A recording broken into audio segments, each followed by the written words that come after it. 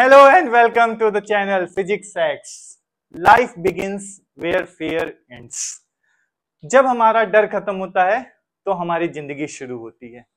इसके पहले हम जिंदगी में हमेशा डरते रहते हैं कि हमारे मार्क्स कितने आएंगे या हम जिंदगी में क्या करेंगे, बट जब वो हमारे अंदर से डर खत्म होता है तब हमें लाइफ जीना समझ में आता है कि लाइफ को जीते कैसे हैं और लाइफ का मतलब क्या होता है।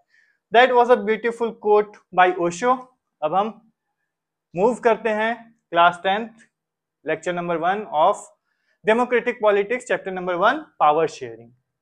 पावर शेयरिंग, जो पावर है उसको बांटना। कौन चाहता है अपनी पावर को बांटना? कोई नहीं चाहता। जिसके पास जितनी पावर होती है वो और चाहता है, कोई भी अपनी पावर कम नहीं करना चाहता।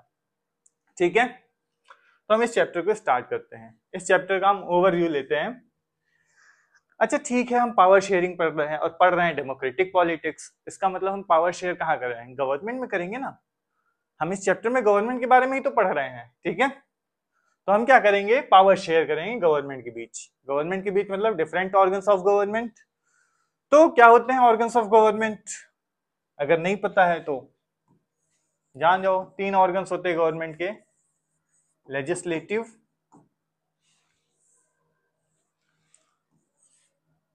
first one is legislative,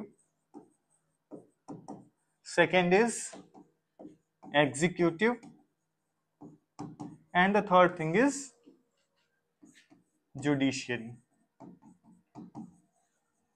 ठीक है, लेजिस्लेटिव, लेजिस्लेटिव का मतलब लॉज बनाने वाले। गवर्नमेंट का वो ऑर्गन जो लॉज बनाता है, जैसे पार्लियामेंट। ठीक है, पार्लियामेंट हो गई, स्टेट लेजिस्लेटिव असेंबलीज हो गई, जिसमें एमएलएस एमपीज क्या करते हैं? कोई वोट बिल आता है, उसपे वोट होता है, उसको पास करते हैं और उसके बाद वो रूल बनता है, लॉ बनता है। वो काम होता है लेजिस्लेटिव का। चलो लॉ बन गया, तो अब लॉ बन के उसको सजाना थोड़ी, उसको इंप्लीमेंट करना है ताकि ग्राउंड पे उसका वर्क दिख पाए। उसके लिए क्या चाहिए? एग्जीक्यूटिव, जो उस लॉज को जो बने हैं उसको इंप्लीमेंट कराए। जैसे मिनिस्टर्स अपने डिपार्टमेंट की देखभाल करते हैं कि उनके डिपार्टमेंट में कैसा काम हो रहा है, फिर वो अपने जूनियर्स को देते हैं और अल्टीमेटली लास्ट नीचे आते आते फिर आईएएस ऑफिसर्स हैं, उनका काम होता है एग्जीक्यूशन कराना। फिर उनके नीचे ऑफिसर्स हैं, वो पूरा एग्जीक्यूशन का काम देखते हैं। That is the part of executive. And the third thing is judiciary. ठीक है, जुडिशियरी के पास भी पावर है। अगर कभी लेजिस्लेटिव कुछ गलत करता है तो क्या करेंगे? मुंह बंद करके देखेंगे कि भाई इनके पास तो मेजोरिटी है, ये तो इलेक्शन जीत के आए हैं एमएलए एमपीस, जो इनका मन करेगा वो करेंगे। तो ऐसा नहीं हो सकता।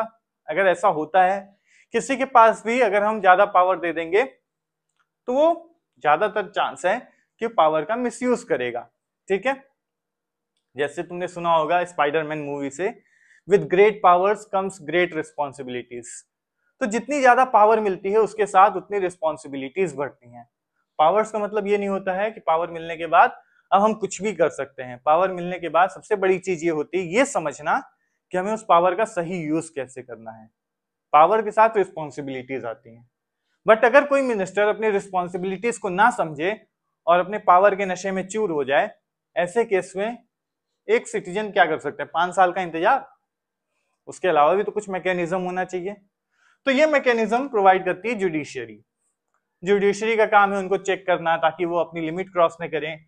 और जुडिशियरी अगर कुछ गलत करे तो भी लेजिस्लेटिव के पास पावर है कि ताकि वो जुडिशियरी को कंट्रोल कर पाए। ठीक है, सो इसमें हम यही देखने वाले हैं कि पावर शेयरिंग क्यों करना है, क्या मकसद है करने का, जरूरी है कि नहीं, आगे देखते हैं। In a democracy all power does not rest with any one organ of the government. एक डेमोक्रेसी में सारी पावर सिर्फ एक ऑर्गन के पास नहीं होती कि लेजिस्लेटिव के पास सारी पावर है, एग्जीक्यूटिव के पास सारी पावर है। तो ऐसा नहीं होता ना। क्या होता है? पावर शेयर्ड होते हैं। जैसे इंडिया में तुम देख सकते हो बड़े आराम से।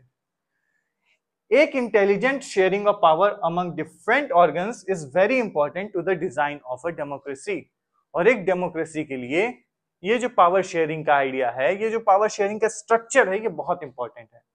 इसके बिना कोई भी डेमोक्रेसी वर्क कर ही नहीं पाएगी। ठीक है, we start with 2 stories from Belgium and Sri Lanka.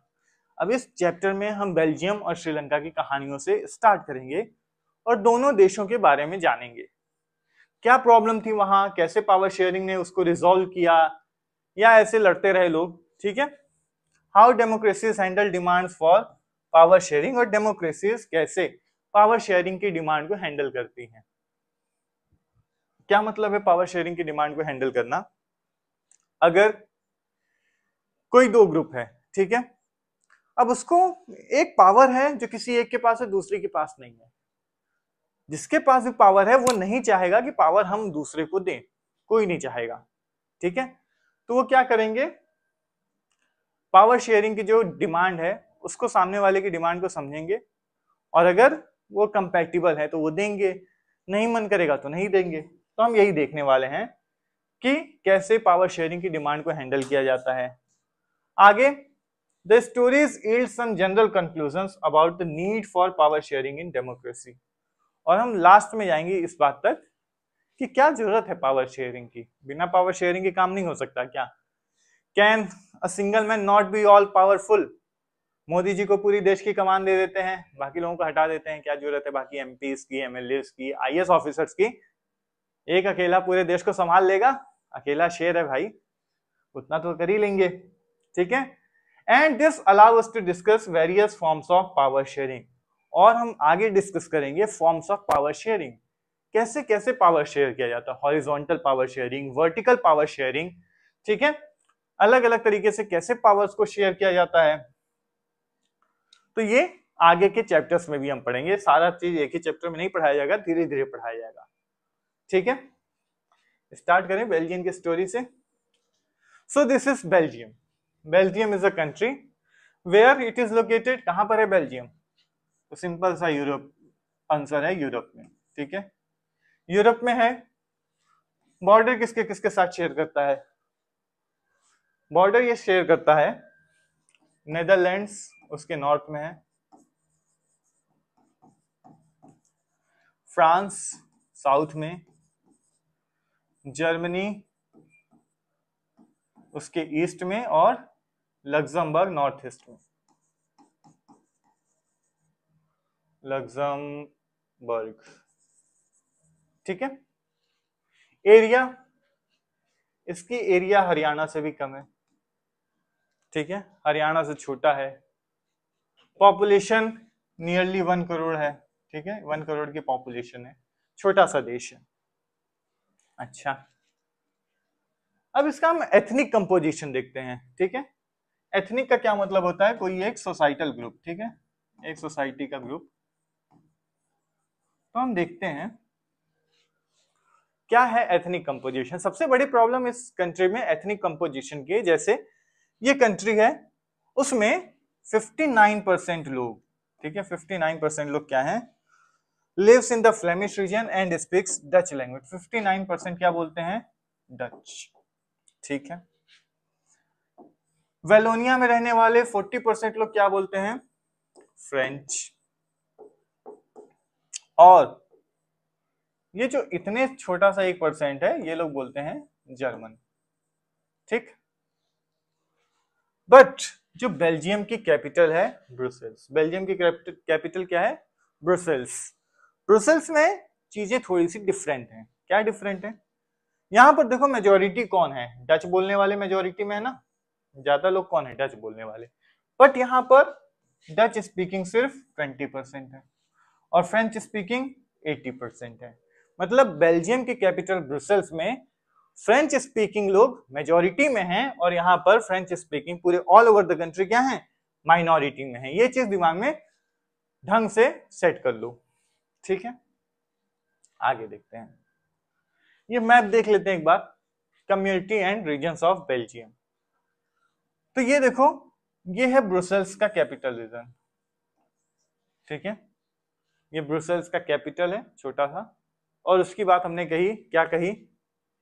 कि उसमें मेजोरिटी कौन है? फ्रेंच स्पीकिंग 80% और 20% डच बोलते हैं, ठीक। ये जो रेड कलर का रीजन है ये है वेलोनिया, ठीक है, जहां पर लोग फ्रेंच बोलते हैं।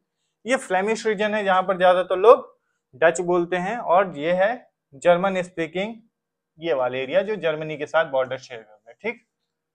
क्लियर है ये मैप? आगे देखो, the minority was relatively rich and powerful. अब बेल्जियम के साथ दिक्कत क्या है?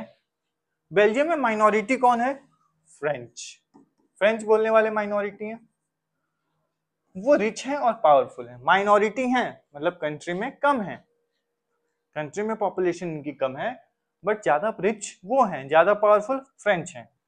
और कैसे पता भी चल रहा है, अगर तुम्हें ऐसे भी ना समझ में आए तो ऐसे देखो, कैपिटल में कौन रह रहा है? कैपिटल में फ्रेंच के लोग रह रहे हैं ज्यादा, ठीक है, फ्रेंच बोलने वाले ज्यादा रह रहे हैं कैपिटल में। इसका मतलब कैपिटल एक अच्छी खासी जगह होती है, अगर वहां ज्यादा जो लोग ज्यादा हैं, वो जनरल सी बात है कि वो रिच होने के चांसेस ज्यादा हैं, ठीक है। तो रिच और पावरफुल फ्रेंच हैं जो कि माइनॉरिटी है। मेजोरिटी जो है डच बोलने वाली, वो इनकी तरह रिच नहीं है। अच्छा, रिलेटिवली रिच कहा गया है, तो रिलेटिवली रिच मतलब उसके कंपैरिजन में रिच है, ठीक है। दो चीज होता है, एक रिलेटिव होता है, एक एब्सोल्यूट होता है। जब हमें कोई चीज मेजर करनी होती है तो हम दो तरीके से करते हैं, एक रिलेटिव और एक एब्सोल्यूट, ठीक है। रिलेटिव का मतलब, अगर तुम्हारे मार्क्स आए और तुम दूसरे लड़के से, दूसरे पर्सन से कंपेयर करो कि उससे मेरे 10 मार्क्स ज्यादा है या कम है, तो ये है रिलेटिव। और जब तुम कह रहे हो मेरे 100 में से 80 मार्क्स आए हैं, तो ये है एब्सोल्यूट, ठीक है। मतलब रिलेटिव में हम कोई एक बेंचमार्क सेट करते हैं, किसी और से कंपेयर करते हैं। So this was resented by the Dutch speaking community who got the benefit of economic development and education much later.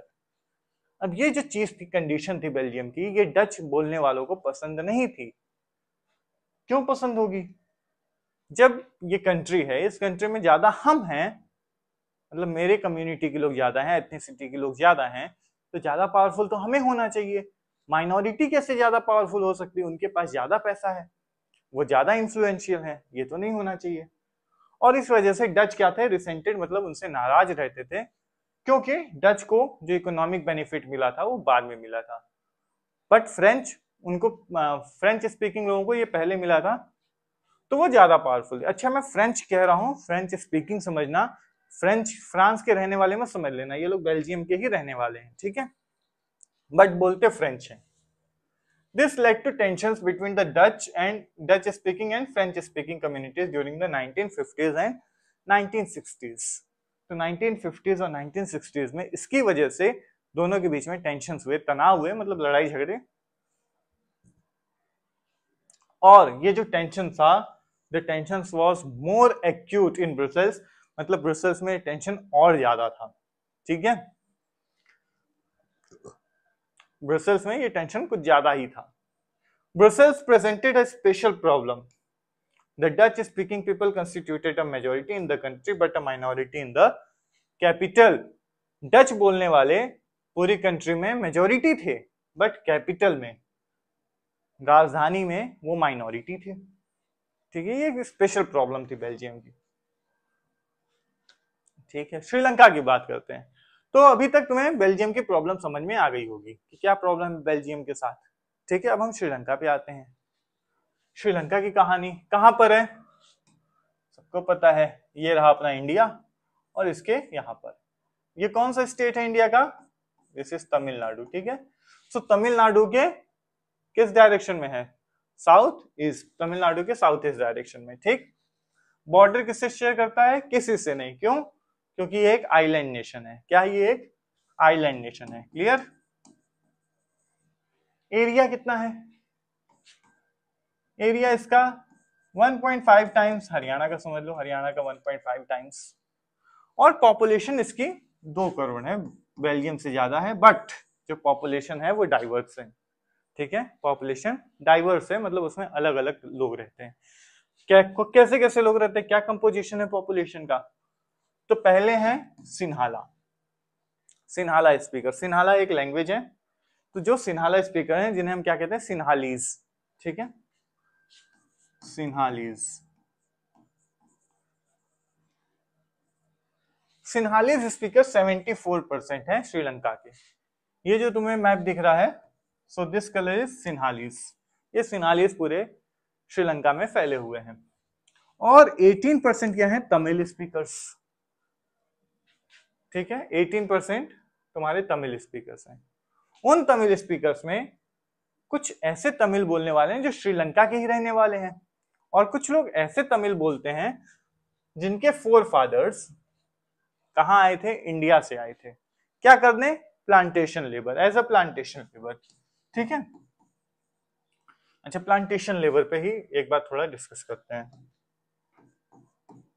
अब ये हिस्ट्री में भी जानने को मिलेगा प्लांटेशन वर्कर्स। ठीक है, प्लांटेशन सबको पता है किस तरीके की क्रॉप्स होती है, जैसे रबर प्लांटेशन, ठीक है, बनाना प्लांटेशन, ये सब प्लांटेशन क्रॉप्स हैं। इनके लिए क्या करते थे ना, ये जो कॉलोनियल टाइम में, अंग्रेजों के टाइम में, अंग्रेज क्या करते थे, ऐसे देशों से, और अच्छे से एक बार और स्टार्टिंग से होता क्या था, प्लांटेशन वर्कर्स के लिए, प्लांटेशन के लिए अच्छे वर्कर्स की जरूरत होती थी। अब जो अंग्रेज लोग थे वो कहाँ रहते थे, वो लोग रहते थे, if this is earth this is equator, तो वो लोग कहीं इस एरिया में रहते थे। अब इस एरिया में होती है ठंड ज्यादा गर्मी कम, तो ये इधर की गर्मी झेलने में के लायक नहीं थे। ठीक है, इधर की गर्मी इनसे नहीं झेली जाती थी, इसलिए देखो इंडिया में हिल स्टेशन बनाए हैं, मसूरी जैसे, नैनीताल जैसे, शिमला जैसे, इधर हिल स्टेशन बनाए गए हैं। ठीक है, ताकि जो अंग्रेज होते थे वो अपना छुट्टी मनाने यहाँ चले जाते थे, क्योंकि जो गर्मी है, गर्मी से राहत मिल जाती थी पहाड़ों पे जाके। तो ये क्या करते थे, यही ट्रॉपिकल एरिया में जितने लोग रहा करते थे उनको एक देश से दूसरे देश ले जाते थे, इनको लेबर का काम कराने, उन्हें हम कहते थे प्लांटेशन वर्कर्स। ठीक है, और इनका एक और नाम था गिरमिटिया। ठीक है, जो बेसिकली साउथ इंडिया में ले आए जाते थे। एक गिरमिटिया एक्ट था, कानून बना था जिससे वो ले जाते थे, और इसलिए तुमने कई जगह देखा होगा, अलग अलग देशों में भी ले गए हैं, यहाँ से उन्हें वेस्ट इंडीज भी ले जाया गया है, इसलिए तुम कई सारी कंट्रीज में इंडियन ओरिजिन के लोगों को देखोगे। जैसे वेस्ट इंडीज में एक प्लेयर है रवि रामपॉल, ठीक है, सुनील नारायण, ये नेम इंडियन साउंड करते हैं ना, लगता है ना इंडियन नेम है। तो ये लोग वहां कैसे गए, क्योंकि इनके एंसेस्टर्स को, इनके पूर्वजों को वहां एज अ प्लांटेशन लेबर के लिए ले जाया गया होगा। ठीक है, और ये उन्हीं के आने वाले पीढ़ी के लोग हैं, इस वजह से इनका नेम इंडियन साउंड करता है। तो सेम इंडिया से भी लोगों को श्रीलंका ले जाया गया, और उन्हें हम कह रहे हैं इंडियन तमिल्स। ठीक है, ऐसे तमिल जो श्रीलंका के नहीं थे, इंडिया के थे। और तमिल्स क्यों, क्योंकि तमिलनाडु के ही लोग हैं जो इधर से इधर आ गए हैं। बहुत छोटी सी डिस्टेंस है, एडम्स ब्रिज है, छोटी सी डिस्टेंस है, वो ऐसे भी लोग क्रॉस कर जाते हैं, गलती से भी लोग क्रॉस करके श्रीलंका पहुंच जाते हैं। ठीक है, तो श्रीलंकन तमिल्स 13%, और इसी तमिल स्पीकर्स में से 8% क्या है, इंडियन तमिल्स। ठीक है, समझ में आया, तमिल्स और सिन्हाला दो कम्युनिटी हैं। अब जो श्रीलंकन तमिल्स हैं, Sri Lankan Tamils, they are concentrated in the north and east of the country, north और ईस्ट ऑफ द कंट्री, इसमें कौन है, श्रीलंकन तमिल्स। ठीक है, most of the Sinhala speaking people are Buddhists. अब जो सिन्हाला स्पीकिंग लोग हैं उसमें से ज्यादा क्या है, वो बुद्ध धर्म को मानने वाले हैं, बुद्धिस्ट हैं। While most of the Tamils are Hindus और मुस्लिम्स, और जबकि जो तमिल्स हैं या तो वो मुस्लिम हैं ज्यादा या तो हिंदू हैं। Clear, there are about 7% Christian who are both Tamil and Sinhala. इसके अलावा क्रिश्चियंस भी हैं 7%, जो कि सिन्हाला भी हैं और तमिल भी हैं। क्लियर, समझ में आया ये मैप, सिन्हाला देख लो, ये श्रीलंकन तमिल्स हैं, और ये जो डार्क वाले हैं वो क्या है, इंडियन तमिल्स। आगे देखो, दोनों स्टोरी समझ में आ गई, दोनों कंट्री की, है ना, बेसिक समझ में आ गया। What could happen in situations like this? अब ऐसी सिचुएशंस में क्या हो सकता है, सोचो क्या हो सकता है। In Belgium, the Dutch community could take advantage of its numeric majority and force its will on the French and German speaking population. ऐसे केस में हम बेल्जियम चलते हैं, बेल्जियम में डच मेजॉरिटी है, नंबर्स में ज्यादा है, और नंबर्स में जब ज्यादा है तो वो फोर्सफुली, ठीक है, मारपीट करके, लड़ाई झगड़ा करके अपनी लैंग्वेज या अपना विल, मतलब अपनी जो इच्छा है, वो जर्मन और फ्रेंच बोलने वालों के ऊपर थोप सकते हैं कि नहीं, मेजॉरिटी में है तो कर सकते हैं। ठीक है, this would push the conflict among communities further. इससे क्या होगा, दोनों कम्युनिटीज के बीच में कॉन्फ्लिक्ट बढ़ेगा, लड़ाइयां बढ़ जाएंगी। Clear? And this could lead to a very messy partition of the country, both the sides would claim control over Brussels. और इसके वजह से क्या होगा, इसकी वजह से हो सकता है ना कि उस कंट्री का पार्टीशन हो जाए, बंटवारा हो जाए। जैसे इंडिया का ही हम बात कर लेते हैं, इंडिया में 1947 तक हिंदूज और मुस्लिम्स के बीच में काफी कम्युनल टेंशन्स बढ़ गए थे, ठीक है, और इस तरीके की डिमांड उठी कि हमें इनके साथ रहना ही नहीं, हमें दूसरा देश चाहिए। नहीं होगा पार्टीशन तो हम क्या करेंगे, दंगे कराएंगे। मोहम्मद अली जिन्ना ने कराया। मोहम्मद अली जिन्ना ने कहा कि अगर आप या तो पार्टीशन एक्सेप्ट कर लीजिए शांति से कि हाँ आप चाह रहे हैं, चलिए पार्टीशन हो जाए, या फिर अगर आप चाहते हैं कि इंडिया एक रहे, ठीक है, रोज दंगे देखिए, रोज मारकाट होगा, आप डिसाइड कर लीजिए आपको क्या चाहिए, पार्टीशन चाहिए कि दोनों कंट्री शांति से रह लें, या एक ही कंट्री रहे लेकिन रोज दंगे हों। तो इस तरीके से पार्टीशन हो जाता है। और पार्टीशन अगर हम इसके केस में देखें, बेल्जियम के केस में, हम बेल्जियम का मैप देखते हैं। अब पार्टीशन जो भी होगा वो प्रॉब्लमेटिक होगा, ठीक है, ये चलो ऐसे और ऐसे पार्टीशन तो हो गया, but what about capital? Capital में भी पार्टीशन करना, कैपिटल किसका होगा, ठीक है, तो उसके लिए लड़ाई अच्छी खासी होनी है। अब श्रीलंका पे आते हैं। In Sri Lanka the Sinhala community enjoyed an even bigger majority and could impose its will on the entire country. अच्छा, फिर से देखो, बेल्जियम के पॉपुलेशन में डच कितने थे, 59%, ठीक, चलो मान लेते हैं 60%। और श्रीलंका के केस में क्या था, श्रीलंका के केस में सिन्हाला है 74%, बहुत बड़ी मेजॉरिटी है, ठीक है कि नहीं? तो श्रीलंका चाहे, श्रीलंका की मेजॉरिटी तो और ज्यादा है, श्रीलंका तो और तेजी से ये चीज इंपोज कर सकता है। अगर सिन्हाला कम्युनिटी जो चाहे वही होगा श्रीलंका में, क्योंकि उनके पास 74% नंबर है, ठीक है। Now let us look at what happened in both these countries. अब देखते हैं दोनों कंट्रीज में क्या होता है। ठीक है, अब देखते हैं कि दोनों कंट्रीज में आखिर अब हुआ क्या। हो तो ये सकता है, पर हुआ क्या, चलो ये देखो। I have a simple equation in mind, sharing power is equal to dividing power is equal to weakening the country. Power share करना मतलब पावर को बांट देना, पावर को बांट देना मतलब कंट्री को कमजोर कर देना, ठीक है कि नहीं? जब पावर किसी एक ऑर्गन के हाथ में थी तो वो जो चाहे वो डिसीजन ले सकता था, स्ट्रांग, उसको किसी को जवाब नहीं देना, उससे पूछा गया, उसको लगता है सही है तो सही है, कर दिए। बट हमने पावर को शेयर कर दिया, अलग अलग पार्ट में डिवाइड कर दिया। अब इससे इसकी पावर कमजोर हो गई, अब उसे कुछ करना है तो दूसरे के पास जाना है। जब पावर को शेयर कर रहे हैं तो धीरे धीरे क्या कंट्री वीक हो रही है या नहीं? पावर बांटने से कंट्री भी तो वीक होगी। So why do we start by talking of this? तो हम इसकी बात क्यों कर रहे हैं, पावर शेयरिंग की बात? पावर शेयरिंग करने से हमारी कंट्री तो और कमजोर हो जाएगी, तो हम पावर शेयरिंग की बात ही क्यों कर रहे हैं? हमें तो एक मजबूत देश बनना है ना। सोचो इसके बारे में, बताओ कमेंट में।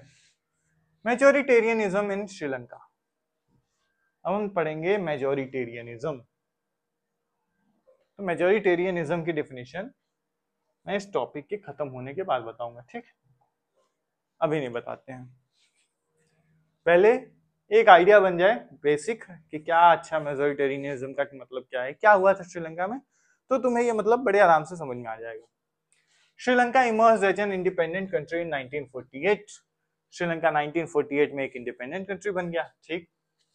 एंड जो लीडर्स थे सिन्हाला कम्युनिटी के, they sought to secure dominance over government by virtue of their majority.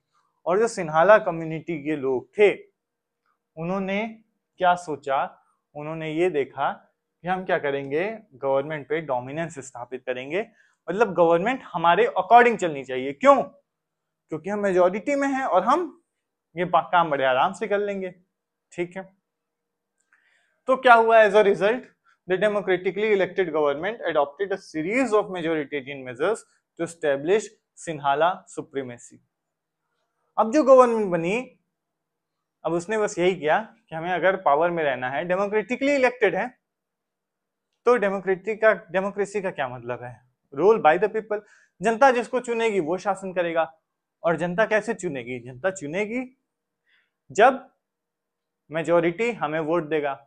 Majority का मतलब जब हमारे पास बहुत बड़ा नंबर है, सिन्हाला का 74% सिन्हाला है, अगर वो चाह जाए तो कोई भी दूसरा इलेक्शन नहीं जीत सकता। क्लियर है? सेम हम कंडीशन एक इंडिया में भी देखते हैं। अगर इंडिया में हिंदू मुस्लिम में क्लियर डिवीजन हो जाए और हिंदू चाह जाए कि ये पीएम बनना चाहिए तो वो बन जाएगा, उसको कोई नहीं रोक सकता क्योंकि मेजोरिटी है। सो सिन्हाला में सेम चीज हुआ। तो गवर्नमेंट ने क्या किया? गवर्नमेंट ने मेजोरिटेरियन मेजर्स लिए जिससे सिन्हाला सुप्रीमेसी एस्टेब्लिश हो जाए, मतलब सिन्हाला टॉप पे हो जाए। अच्छा, मैं अब बता ही देता हूँ मेजोरिटेरियनिज्म का मतलब होता है एक कंट्री में मान लो 2-3 ग्रुप हैं, तो उसमें से कोई एक ग्रुप ऐसा होगा जिसका नंबर ज्यादा होगा, उसे हम कहेंगे मेजोरिटी। ठीक है? अब उस मेजोरिटी को खुश करने के लिए गवर्नमेंट को पावर में आना, तो उस मेजोरिटी को खुश करना पड़ेगा। तो उस मेजोरिटी को खुश करने के लिए, अपने फेवर में करने के लिए जो मेजर्स गवर्नमेंट लेती है उसे ही हम कहते हैं मेजोरिटेरियनिज्म, या ऐसा सिस्टम जिसमें सारी चीजें मेजोरिटी के डिमांड पे चले, मेजोरिटी जो चाहती है वही हो। ठीक है? बाकियों से मतलब नहीं है बाकियों का क्या हो रहा है, बट मेजोरिटी अगर चाहती है तो वही चीज होना चाहिए। ठीक है? तो उन्होंने एक मेजोरिटेरियन मेजर्स लेना स्टार्ट किया, मतलब जो मेजोरिटी को पसंद है वो कर देते हैं। ठीक है? In 1956, an act was passed to recognize Sinhala as the only official language, thus disregarding Tamil. उसके बाद सिन्हाला को 1956 में एक एक्ट लाके श्रीलंका की अकेली ऑफिशियल लैंग्वेज बना दी गई। ठीक है? और कोई ऑफिशियल लैंग्वेज नहीं है। जैसे इंडिया में हमने 22 शेड्यूल्ड लैंग्वेजेस रिकॉग्नाइज की हैं। ठीक है? और इंडिया कोई भी नेशनल लैंग्वेज नहीं मानता, इंडिया की कोई नेशनल लैंग्वेज नहीं है। ठीक है? कोई राष्ट्रभाषा इंडिया में नहीं है। क्यों? क्योंकि किसी भी एक लैंग्वेज को नेशनल लैंग्वेज कहने से बाकी जो लैंग्वेज हैं उनकी वैल्यूज हम कम कर रहे हैं। ठीक है? सो उन्होंने क्या किया? सिन्हाला को अकेली ऑफिशियल लैंग्वेज बना दिया, अब जिससे तमिल का जो स्टेटस था वो कम हो गया। The government followed preferential policies that favored Sinhala applicants for universities position and government jobs. अब गवर्नमेंट ने प्रेफरेंशियल पॉलिसीज भी ली। प्रेफरेंशियल मतलब अगर कहीं हमारे पास 2 लोग आते हैं जॉब करने के लिए, सिन्हाला या तमिल, तो हम उसमें सिन्हाला को प्रेफरेंस देंगे, पहले आप आओ। ठीक है? ये भी एक बड़ा दिक्कत है लड़ाई झगड़े का। एंड एक नया कॉन्स्टिट्यूशन बना जिसमें लिखा गया कि स्टेट का मतलब देश या राज्य क्या करेगा? वो बुद्धिज्म को प्रोटेक्ट करेगा और फॉस्टर करेगा, मतलब बुद्धिज्म को प्रोटेक्ट करेगा, उसको बढ़ावा देगा। और बुद्धिज्म का मतलब सिन्हाला का रिलीजन। सिन्हालास ज्यादातर बुद्धिज्म को प्रैक्टिस करते थे, तो बुद्धिज्म का प्रमोशन मतलब सिन्हालास को अपीजमेंट, सिन्हालास को खुश किया जा रहा है। ठीक? आगे देखते हैं। All this government measures coming one after the other gradually increased the feeling of alienation among the Sri Lankan Tamils. Alienation का मतलब एलियन पता है? जो बाहर से आया है ना? तो एलियनेशन का मतलब यही होता है कि किसी को ऐसा फील करा देना कि वो बाहर का है। ठीक है? तो ये लोगों के अंदर फीलिंग्स आने लगी तमिल्स के अंदर फीलिंग आने लगी कि हाँ यार, श्रीलंका में रहते हैं, ये मेरा देश है, पर मेरे बारे में कुछ नहीं किया जाता, तो क्या ये सच में मेरा देश है या मैं बाहरी हूं? ये ठीक है? तो गवर्नमेंट जो जो स्टेप्स ले रही थी उससे इनको ये फीलिंग्स आने लगा, इनको अपना देश अपना नहीं लग रहा था। They felt that none of the major political parties led by the Buddhist Sinhala leaders was sensitive to their language and culture. उनको ये लगा कि जो भी पार्टी पावर में है, रूल कर रही है, उसको हमारे कल्चर से, हमारे लैंग्वेज से घंटा फर्क नहीं पड़ता, मुझे फर्क नहीं पड़ता। ठीक है? उनको ये चीज समझ में आने लगी। बुद्धिस्ट सिन्हाला का ये था, मुझे फर्क नहीं पड़ता तमिल मुझे क्या कहेंगे। And they felt that the constitution and government policies denied them equal political rights. और उनको ये भी समझ में आया कि ये जो गवर्नमेंट था, जो कॉन्स्टिट्यूशन बना, उनको इक्वल पॉलिटिकल राइट्स नहीं दे रहे, इक्वालिटी ही नहीं दे रहे हैं। ठीक है, एक ही कंट्री में दोनों लोग रह रहे हैं पर दोनों बराबर नहीं है, एक दूसरे के अगेंस्ट डिस्क्रिमिनेशन हो रहा है जॉब्स लेने में, एंड अपॉर्चुनिटीज नहीं मिल रही बराबर, और उनके इंटरेस्ट को इग्नोर किया जा रहा है। जो वो चाहते हैं वो होगा ही नहीं। ठीक है, अगर वो चीज सिन्हाला को पसंद आती है तो होगा, नहीं तो तमिल से हमें कोई लेना देना नहीं है। तो क्या होगा? As a result the relation between the Sinhala and Tamil communities strained over time, और धीरे धीरे इन दोनों के बीच में बहुत ज्यादा तनाव बढ़ गया। दोनों कम्युनिटीज एक दूसरे को देखना पसंद नहीं कर रही थी। अब दोनों के अंदर एक दूसरे के लिए हेट भर गया है। ठीक है, दुश्मनी भर गई है अंदर।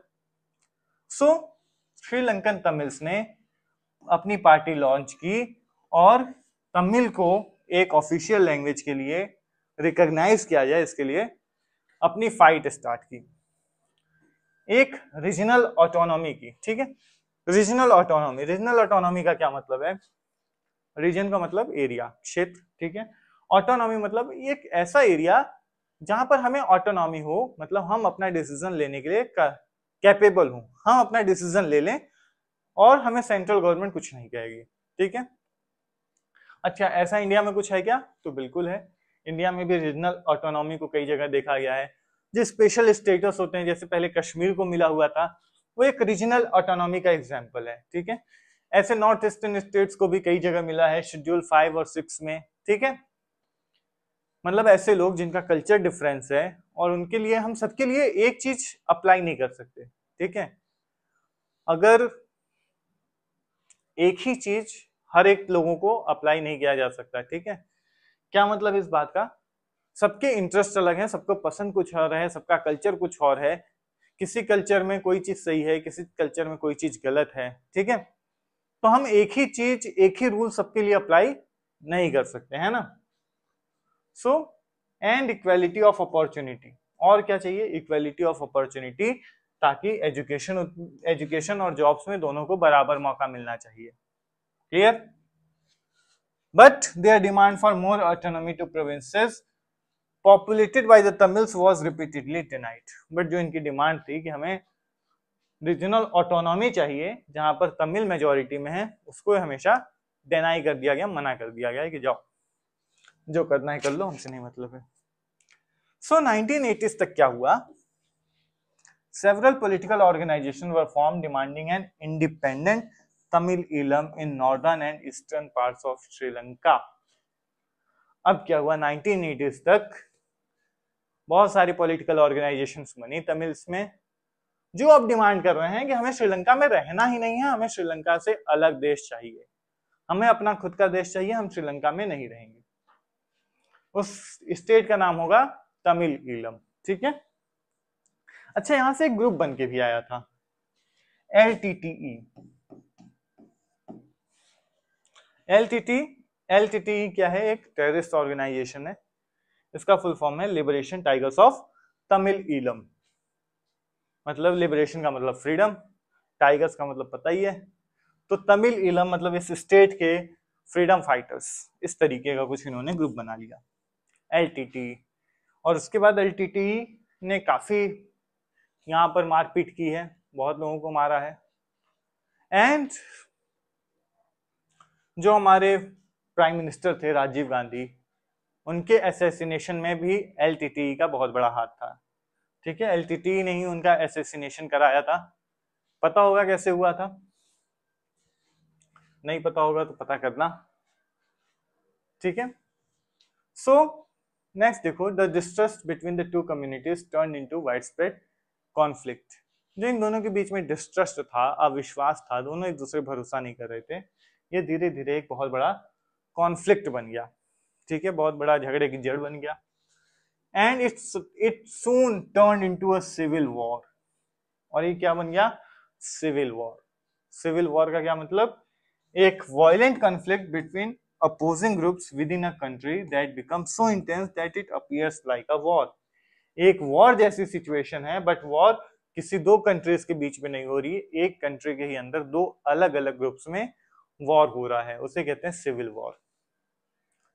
And as a result thousands of people of both the communities have been killed. दोनों कम्युनिटीज के हजारों हजारों लोग मर गए, ठीक है। And many families were forced to leave the country as refugees and many more lost their livelihoods. बहुत सारे लोगों को देश छोड़ के जाना पड़ा इस दंगे के कारण, इस युद्ध के कारण, और कई लोगों का अपना रोजी रोटी सब खत्म हो गया। The civil war has caused a terrible setback to the social, cultural and economic life of the country. और इसकी वजह से पूरी कंट्री की सोशल लाइफ खराब हुई, सोसाइटी पूरा सोशल स्ट्रक्चर तबाह हो गया, कल्चरल स्ट्रक्चर तबाह हो गया, और इकोनॉमिक लाइफ का तो नुकसान हो ही रहा था, अब इकोनॉमी भी बची नहीं है। और ऐसे भी सोचो, कोई कंट्री में अगर यहाँ दंगे भी चल रहे हैं तो टूरिज्म नहीं होगा, बिजनेसेस प्रॉपरली रन नहीं करेंगे, कोई घूमने जाएगा वहां? बेवकूफी होगा जो जाएगा मरने। और ये सब कब खत्म हुआ? 2009 में। It ended in 2009। क्लियर? समझ में आया ये श्रीलंका की स्टोरी? क्या है मेजोरिटेरियनिज्म? अच्छा, अब ये बताओ, what's wrong if the majority community rules? क्या प्रॉब्लम है अगर मेजोरिटी कम्युनिटी रूल कर रही है तो? है हर बात में तुम लोगों को प्रॉब्लम दिखती है। If Sinhalas don't rule in Sri Lanka, where else will they rule? अगर सिन्हाला मेजोरिटी में है श्रीलंका में, तो श्रीलंका में शासन नहीं करेंगे तो कहां करेंगे? इंडिया में। हर बात में प्रॉब्लम दिख जाती है। बताओ क्या प्रॉब्लम है कुछ प्रॉब्लम? सिन्हाला भाई मेजोरिटी में है तो रूल करेंगे। चलो इस क्वेश्चन को थोड़ा सा बदल लेते हैं। क्या दिक्कत है मेजोरिटी कम्युनिटी अगर रूल कर रही है? क्या दिक्कत है अगर इंडिया में हिंदू रूल कर रहे हैं? अगर हिंदू इंडिया में रूल नहीं करेंगे तो कहां करेंगे? एक ही तो कंट्री हिंदुओं के लिए, तो क्या वो यहां भी रूल ना करें? ठीक है, चलो देखते हैं इसका आंसर। कोई प्रॉब्लम है मेजोरिटी कम्युनिटी रूल करे? कोई प्रॉब्लम नहीं है, इंडिया में तो करती आ रही है। इंडिया में तो हिंदू ही रूल कर रहे हैं कब से। कितने सारे हमने हिंदू प्राइम मिनिस्टर देखे, एक सिख प्राइम मिनिस्टर देखा, और हमने प्रेसिडेंट ज्यादातर हिंदूज देखे। क्या प्रॉब्लम है? कोई प्रॉब्लम नहीं है। अगर सिन्हाला श्रीलंका में नहीं रूल करेंगे तो कहां रूल करेंगे? ठीक है, कर सकते हैं, बट क्या डेमोक्रेसी का ये मतलब था कि मेजोरिटी का रूल होगा? उससे माइनॉरिटी से कोई लेना देना नहीं है।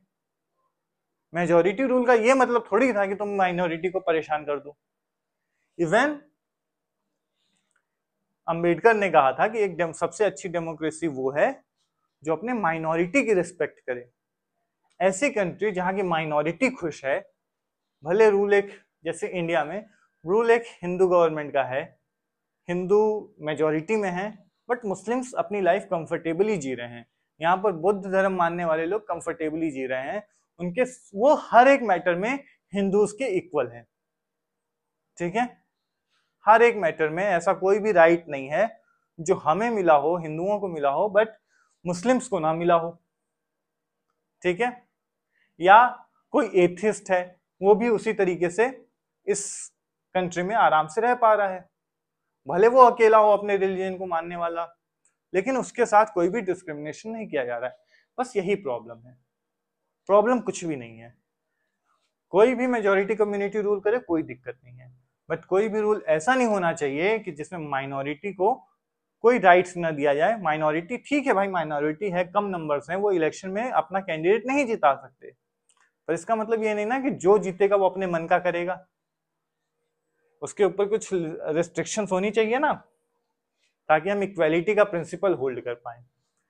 हमारा प्रीएम्बल जैसे क्या कहता है कि हम अपने हर एक सिटीजन को इक्वालिटी अश्योर करेंगे, लिबर्टी अश्योर करेंगे। ये तो हमने नहीं कहा ना कि हम अपने हर एक मेजोरिटी सिटीजन को ये करेंगे अश्योर, हम सबको करेंगे। ठीक है।